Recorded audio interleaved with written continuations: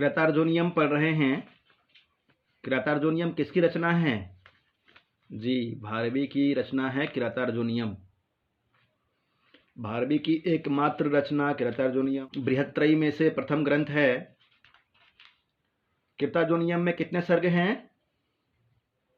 जी, कृतार्जुनीयम में 18 सर्ग है। और कृतार्जुनीयम में पाषाण त्रयी कौन कौन से कहलाते हैं? प्रथम, द्वितीय और तृतीय। हाँ, प्रथम, द्वितीय और तृतीय सर्ग जो है वह पाषाण त्रय के नाम से जाना जाता है। तो आइए पारायण कर लेते हैं। तब तक 46 श्लोक है, वंशस्थ छंद में है। प्रथम से लेकर के 44 श्लोक तक वंशस्थ छंद में है। 45वां श्लोक किस छंद में है? पुष्पिताग्रा। और 46वां मालिनी छंद। श्रीयः किसके लिए आया है? श्रीयः राजलक्ष्मी के लिए। दुर्योधन का राजलक्ष्मी। दुर्योधन का राजलक्ष्मी। सारिका जी जुड़ी हैं। तो पारायण करते जाएंगे। यदि किसी श्लोक में डाउट लगे, कोई श्लोक समझ में नहीं आए हो तो पूछ लीजिएगा। दूसरा श्लोक है, कृत प्रणामस्य महिं भुजे जितां सपत्नेन निवेदयिष्यत न विव्यथे तस्य मनो नहि प्रियं प्रवक्तुमिच्छन्ति मृषाहितैषिणः। नहीं प्रियं प्रवक्तुम इच्छन्ति मृषाहितैषिणः।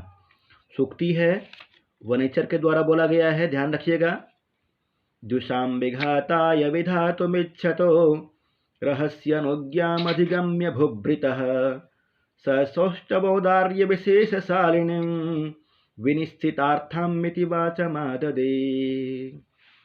द्वैत वन में युधिष्ठिर को एकांत में ले जा करके प्रणाम करके उसके बाद वनेचर युधिष्ठिर से कहता है, किस तरह की वाणी बोलता है? तो निश्चित शब्द सौष्ठव से युक्त वाणी को बोलता है।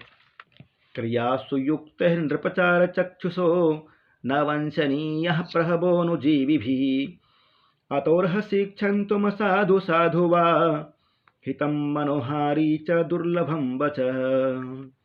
यहाँ पे हितं मनोहारी च दुर्लभं वचः यह सूक्ति है, वनेचर की सूक्ति है, ध्यान रखिएगा।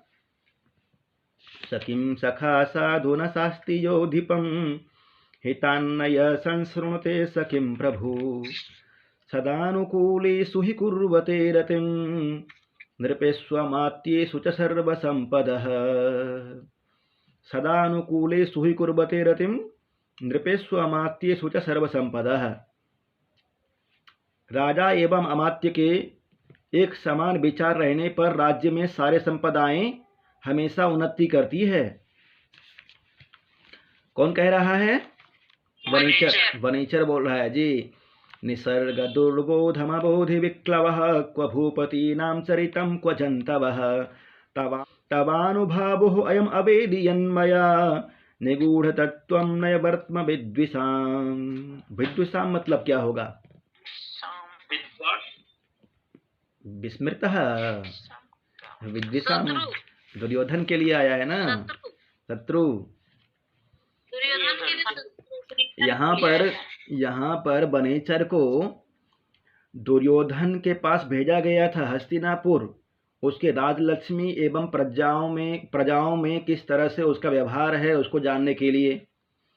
तो वह जो वहाँ जान करके आ रहा है ना, तो यहाँ द्वैत वन में युधिष्ठिर के पास आकर बोलता है, हे महाराज, मैंने जो उनके गोपनीय बातों को निगूढ़ तत्वम और नैवर्त्म अर्थात नीति पद्धतियों को जो जान पाया हूँ, इसमें आपकी ही महिमा है। तवा अनुभावः, आपकी कृपा से ही जान पाया हूँ। कहाँ तो राजा का चरित्र जो कि दुर्गम्य होता है, दुर्जेय होता है, और कहाँ मुझ जैसे वन में रहने वाले ब्रह्मचारी वेशधारी के लिए कितना कठिन था यह काम करना, फिर भी मैंने जो किया है आपकी कृपा से ही कर पाया हूँ। श्लोक नंबर कितना है सर? श्लोक नंबर बस पारायण कर रहे हैं, 6 पढ़ लिए हैं, 7वां पढ़ेंगे। विशंकमानो भवतः पराभवं नृपासनस्थोऽपि वनाधिवासिनः दुरोदरच्छद्मजितां समीहते नयेन जेतुं जगतिं सुयोधनः। विशङ्कमानः कः? विशङ्कमानः दुर्योधनः। वनाधिवासिनः कः? युधिष्ठिर जी, वनाधिवासी। और निर्वासनस्थ कौन है?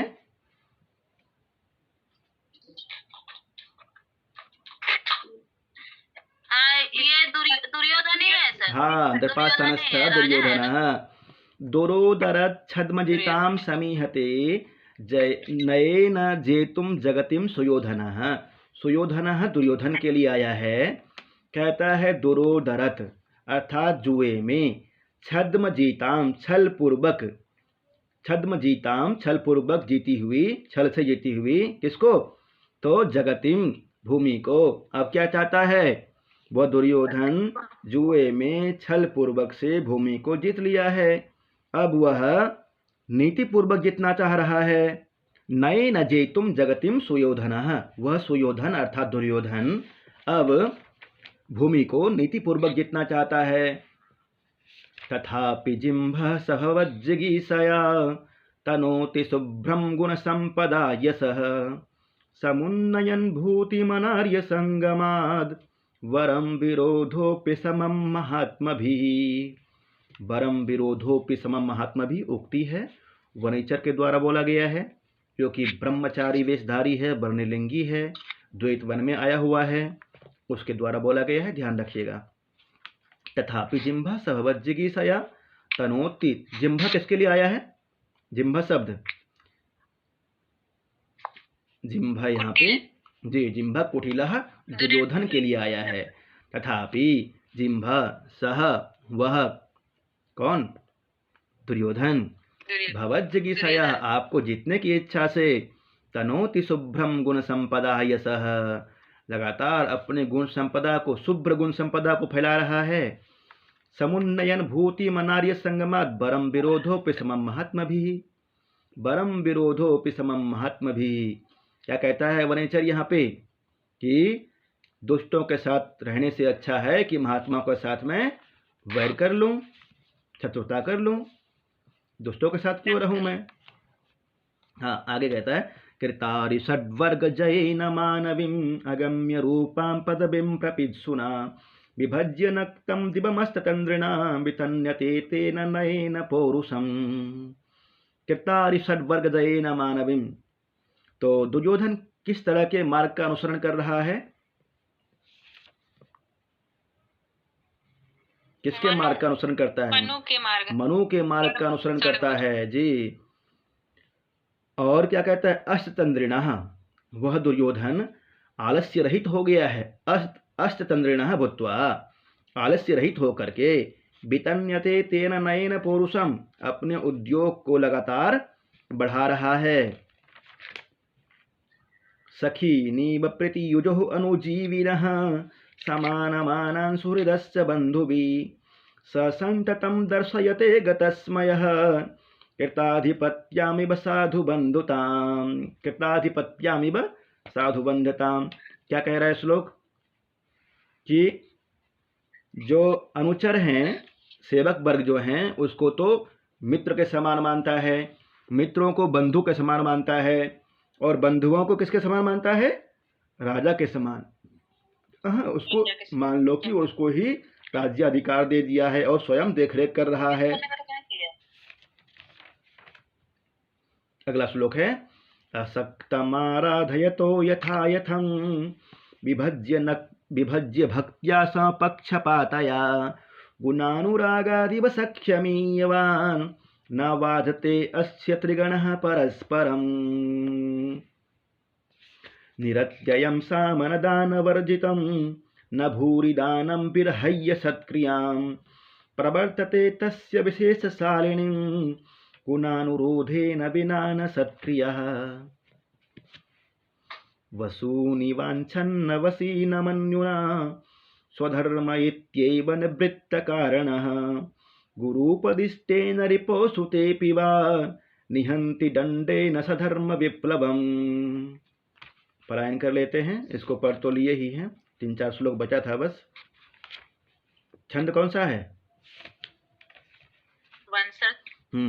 विधाय रक्षान् परितः परेतरान् असंकिताकारमुपैति संकितः क्रियापवर्गेष्वनुजीविसात्कृता कृतज्ञताम् अस्य वदन्ति संपदः। अनुजीवी कौन है? अनुजीवी अनुजीवी भी सेवक वर्ग को आत्सत्कृता अर्थात पुरस्कृत करके। आत्सत्कृता कौन करता है? क्रिया के समाप्ति पर तुरंत पुरस्कृत कौन कर देता है? दुर्योधन। हाँ। अनारतं तेन पदे सुलंभिता विभज्य सम्यग् विनियोग सत्क्रियः फलन्त्युपाय परिबृह्यतायति रूपेत्य संघर्षमिवार्थ संपदः। अनारतम मतलब क्या होगा? निरंतर। निरंतर जी। विभज्य सम्यग् विनियोग सत्क्रिया, विभज्य में कौन सा प्रत्यय है? लेप प्रत्यय है। जी जी, बहुत अच्छा। अब आगे कहा गया है दुर्योधन के राज्य में जो अनेक आसपास के राजा लोग आते थे और दुर्योधन को उपहार में हाथी, घोड़ा इत्यादि मिलता था। मुख्य रूप से हाथी के बारे में वर्णन किया है कि दुर्योधन को हाथी उपहार में मिलता था और अनेक राजाओं के आगमन से उसका सभा भवन का जो आंगन था वह हमेशा गीला रहता था। सप्तपर्ण के वृक्ष के गंध की तरह ही उसके हाथियों के मत से गंध आता था। इसके बारे में वर्णन। अनेक राजन्य रथाश्वसंकुलम तदीयमास्थान निकेतनाजिरम नयन्त्ययुग्मच्छद गंधिराद्रताम भृशम नृपोपाय दंतिनाम मदः। दंतिनाम मतलब क्या होता है? हाथी। हाथी जी। और ये बताइए आस्थान मतलब क्या होगा? सभा। आस्थान जी। निकेतनम भवन। आजिरम आंगन। तो सभा भवन का आंगन किससे भरा रहता था? हमेशा सभा भवन का आंगन किसके द्वारा भरा रहता है? एक राजाओं के हाथियों के जी। अनेक राजन्य रथाश्वसंकुलम। अगला श्लोक देखते हैं। कृषि व्यवस्था के बारे में वर्णन कर रहा है कि दुर्योधन के राज्य में कृषि व्यवस्था को कितना सुचारू कर दिया है। वनेचर महाराज युधिष्ठिर से दुर्योधन की सिंचाई व्यवस्था के कारण कुरुदेश की समृद्धि का वर्णन कर रहा है इस श्लोक में।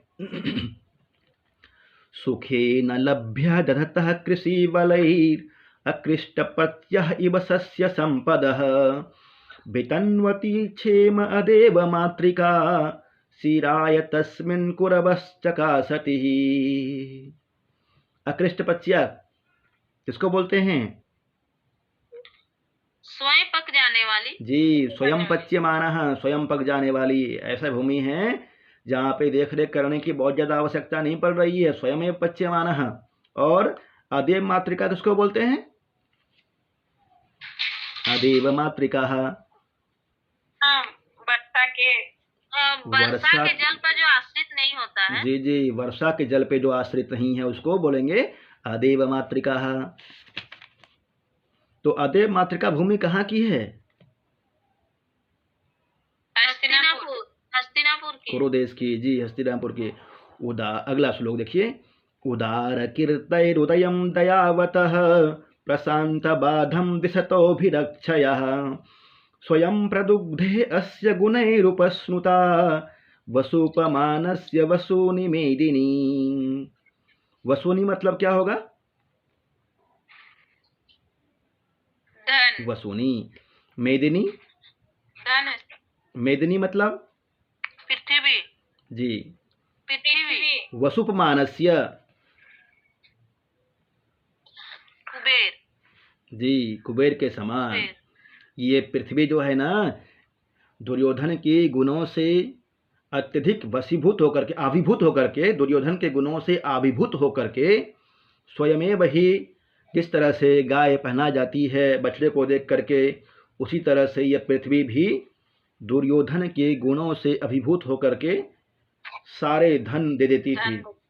धन दे देती थी। वसुमानस्य वसु निमेदिनी।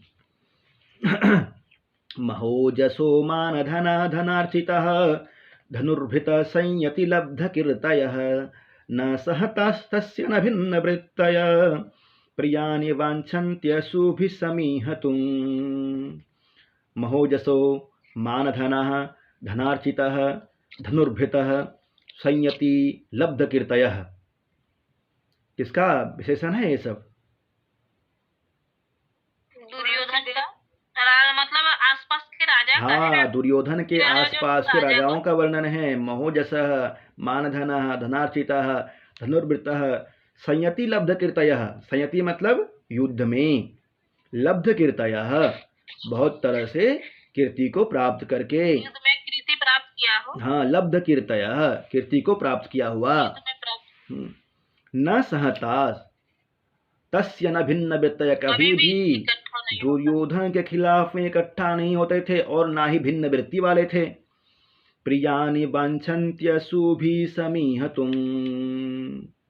अपने प्राणों को, प्रिय प्राणों को देकर भी दुर्योधन की रक्षा करना चाहते थे वो आसपास के राजा लोग। महीभृतां सश्चरितश्चरै क्रियः सवेदनिः शेषमशेषितः क्रियः महोदयस्तस्य हितानुबन्धिभिः प्रतीयते धातुरिवेहितं फलैः। प्रतीयते धातुरिवेहितं फलैः। दुर्योधन आसपास के राजाओं के बारे में किसके द्वारा जानता था? दुर्योधन आसपास के राजाओं के सारे क्रियाकलापों को किसके द्वारा जानता था? सच्चरितैः, सदाचारी गुप्तचर के द्वारा आसपास के राजाओं के बारे में सब कुछ जान लेता था। न तेन सज्जं क्वचिदुद्यतं धनु कृतं न वाकोपविजिह्वमाननं गुणानुरागेण शिरोभिरुह्यते नराधिपैर्माल्यमिवास्य शासनम्। न तेन सज्जं क्वचिदुद्यतं धनुः। उस दुर्योधन ने कभी भी धनुष पे प्रत्यंचा नहीं चढ़ाया, और ना ही गुस्से में कभी मुख को बनाया। कृतम नवा कोप विजिह्वमाननम। आननम मतलब बता, आननम मतलब क्या होता है? मुख। आननम अर्थात मुख को कभी भी गुस्से में नहीं बनाया। अलग अलग तरह से बनाते हैं गुस्से में, क्रोध करना, अर्थात कभी किसी से क्रोध किया ही नहीं। गुणानुरागेन शिरोभिरुह्यते नराधिपैर्माल्यमिवास्य शासनम। उसके गुण के कारण से ही अन्य राजा लोग उसके पास आकर के उसकी आज्ञाओं का पालन करते थे। जिस तरह से माला को पहनने के लिए सिर झुकाते हैं, ठीक उसी तरह से राजा के पास, दुर्योधन के पास आकर के अन्य राजा लोग उसके आज्ञाओं का पालन करते थे। गतस्मयः किसके लिए आया है? गतस्मयः दुर्योधन के लिए। पहले कहा था एक जगह पे गतस्मयः, वो दुर्योधन। क्या अर्थ होता है गतस्मय का? हाँ, अहंकार रहित होकर के, निरहंकारी हो। सहयोबराज्ये नवयौवनोद्धतं निधाय दुःशासनमिद्धशासनः मखेष्वखिन्नो अनुमतः पुरोधसः धिनोति हव्येन हिरण्यरेतसं। क्या कर रहा है? स्वयं तो इद्ध शासनः अर्थात अमोघ आज्ञा वाला, और नव यौवन उद्धत दुशासन को युवराज के पद पर बैठा करके स्वयं पुरोधसः अर्थात पुरोहित की आज्ञा से मखेसु यज्ञ में आहुति प्रदान कर रहा है और अग्नि को प्रसन्न कर रहा है। धिनोति हव्येन हिरण्यरेतसम मतलब क्या होगा? हिरण्यरेतसम अग्नि जी, हिरण्यरेतसम मतलब अग्नि को। धिनोति किसके द्वारा प्रसन्न करता है? तो हव्येन, हव्य के द्वारा प्रसन्न कर रहा है। प्रलीन भूपालमपि स्थिरायतिः प्रसाद बारिधे मंडलम भुवः सचिन्तयत्येव भियस्त्वदेष्यतिः अहो दुरन्तः बलवद्विरोधितः। अहो दुरन्तः बलवद्विरोधितः सुक्ति है। अहो दुरन्तः बलवद्विरोधितः कि बलवानों के साथ में शत्रुता करना बहुत कष्टकारी होता है। वनेचर बोल रहा है। यद्यपि दुर्योधन का जो राज्य है वह शत्रु राजाओं से रहित है, समुद्र तक उसकी सीमा हो चुकी है, उसके बाद भी हमेशा डरा रहता है। आखिर डरेगा क्यों नहीं? कहा भी गया है, अहो दुरंता बलवद विरोधिता, बलवानों के साथ शत्रुता करना बहुत कष्टकारी होता है। कथा प्रसंगेन जनैरुदाहृतात् अनुस्मृतादाखण्डल सुनु विक्रमः तवाभिधानाद् बहते न ताननः सदुःशहान मंत्रपदादिवोरगः। कथा प्रसंगेन जनैरुदाहृतः, कभी कथा प्रसंग में, प्रसंग बस बात क्रम में कभी यदि अर्जुन का नाम आ जाता है, इंद्र के प्रतापी पुत्र आखंडल सुनु विक्रम शब्द आया हुआ है यहाँ पे, इंद्र के प्रतापी पुत्र का यदि नाम आ जाता है तो क्या करता है वो? सिर को झुका लेता है। हाँ, सिर को झुका लेता है। और तवाभिधानात् बहते न तानन, आपके नाम मात्र से ही वह अपने सिर को झुका लेता है। जैसे कि तुम त्वयि जिह्वमुद्यते विधीयतां तत्र विदेह्यमुत्तरं परप्रणितानि वचांसि चिन्वतां प्रवृत्तिसारः खलु मादृशां गिरः, प्रवृत्तिसारः खलु मादृशां गिरः। तो मैं वहाँ पे गया और जिस तरह से देखा मैंने उस तरह से आपको बता रहा हूँ। ऐसे कह रहा है कि जिस तरह से मैंने देखा तो और लोगों से जो सुना, परपरिणितानि, दूसरे के द्वारा बताए गए वाणी को चुन करके उनमें से अच्छे अच्छे बातों को, जो बताना चाहिए, बताने योग्य बातों को मैंने बताया। और फिर बोलता है प्रवृत्तिसारः खलु मादृशां गिरः, हम जैसों की वाणी तो आप जैसों को हम जैसों की वाणी अर्थात वनेचर आदि की वाणी तो युधिष्ठिर जैसों को कर्तव्य के पद पर लगाने के लिए ही होती है। प्रवृत्तिसारः खलु मादृशां गिरः, मादृशां यहाँ पे वनेचर के लिए आया हुआ है, गिरह मतलब वाणी। तो यहाँ तक वनेचर की उक्ति थी। उसके बाद उसके बाद एक श्लोक सूचनार्थ है, 26वां श्लोक और 27वां श्लोक से द्रौपदी की उक्ति है।